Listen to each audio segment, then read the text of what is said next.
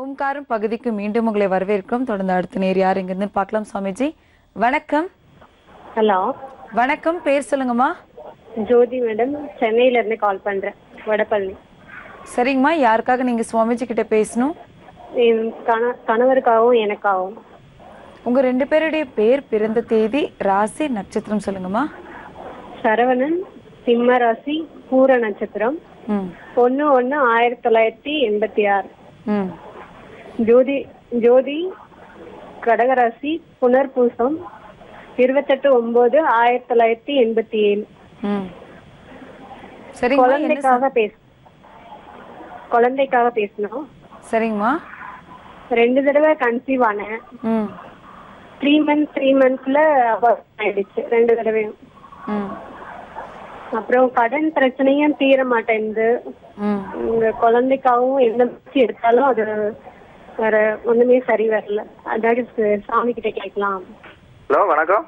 வணக்கம் சார், உங்களுடைய பேர் சொல்லுங்க. மேடம், கன்னியாகுமரி மாவட்டம் நாகர்கோவில் பகுதியில இருந்து அனீஸ் பேசுறேன். சொல்லுங்க சார், நீங்க யாருக்காக சுவாமிஜி கிட்ட பேசணும் இன்னைக்கு? எனக்காக தான் மேடம். உங்களுடைய பிறந்த தேதி, ராசி, நட்சத்திரம் சொல்லுங்க சார்.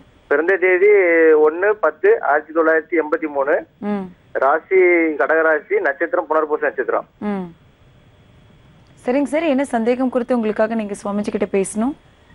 மேடம், இந்த லைஃப்ல ஏகப்பட்ட பிரச்சனைகள் எல்லாம் சந்திச்சு இப்போ கடன் பிரச்சனை மாட்டிட்டு இருக்கேன். அதுக்கு ஒரு தீர்வு கேட்கணும் சாமிஜி கிட்ட. சரிங்க சார், கவலைப்படாதீங்க. உங்களுடைய கடன் தொல்லைகளுக்காக என்ன பரிகாரம் செய்யலாம் அப்படிங்கறது சப்தரிஷி வாக்கியம் மூலம் சுவாமிஜி கிட்ட கேட்டு தெரிஞ்சுக்கலாம். சரிங்களா? ஓகே சுவாமிஜி. சொல்லுங்க, என்ன தொழில் பண்றீங்க? வணக்கம் சாமிஜி. நமஸ்தே. என்ன தொழில் பண்றீங்க? நாம இந்த மார்பிள் டைல்ஸ் ஒர்க் பண்றேன் சாமிஜி.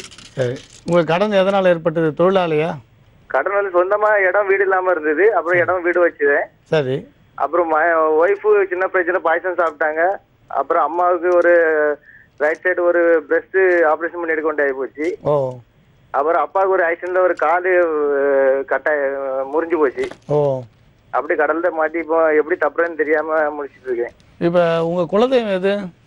குலதெய்வம் உக்கிரகாளி. தாத்தா வச்சு வழிபட்டு இருந்தாங்க. தாத்தா எல்லாம் நான் பார்த்தது இல்லை. நான் தான் வச்சு வழிபட்டு இருக்கேன். இப்ப எந்த இடத்துல? வீட்லயேவா? வீட்டு பக்கத்துல கொஞ்சம் தள்ளி. சரி, அந்த காளி வழிபாடு சாத்விகமா பண்றீங்களா? ஆமா, சாத்விகா. பொங்கல் தான், பலி எதுவும் கிடையாது. சரி. தாத்தா பண்ணிட்டு இருந்தாங்க, நான் பலி எதுவும் கொடுக்கறது இல்லை.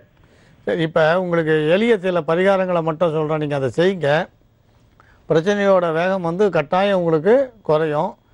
இப்போ கொஞ்சம் சில நேரங்களில் சில பரிகாரங்களை செய்ய முடியலன்னு நினச்சி விட்டுற வேண்டாம். ஆனால் நீங்கள் செய்கிறது நல்லது. அதனால் இப்போ சொல்கிற பரிகாரத்தை செய்யுங்க. ஒரு புதன்கிழமையும் 3 புதன்கிழமை வாத நாராயண மரக்கன்று வாங்கி ஏதாவது பெருமாள் கோயிலில் கட்டாயம் நட்டுடுங்க.